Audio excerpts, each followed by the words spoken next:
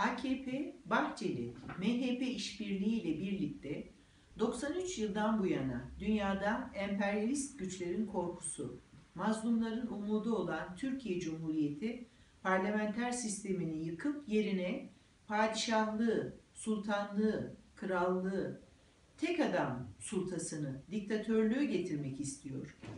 Bu anayasa teklifinde sarayın diktatörlüğü var. Peki halk için ne var? Halkın dertleri, halkın sorunu, halkın gündemi bu teklifin içinde yok. Yok. Çünkü sarayın gündemi halkın gündemi değil. Halk ölüyor. Acının biri bitmeden diğeri başlıyor. Her yaşanan olay halkın umutlarından, geleceğinden alıp götürüyor. Yürekleri yakıyor. Ekonomik gidişat 7'den 70'e halkımızı endişelendiriyor.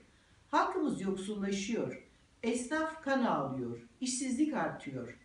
Huzur yok. Kurumlara güven yok. O hal oldu olağan hal. AKP iktidarı ne yapıyor peki? Saraya anayasa yetiştiriyor. Buradan bir kez daha sesleniyorum.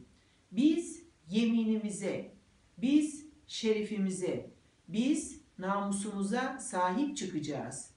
Yeminimize sahip çıkmak için, namusumuza sahip çıkmak için AKP-MHP işbirliğiyle meclise gelen anayasa değişikliğine, Türkiye'de rejim değiştirmeye hayır diyeceğiz.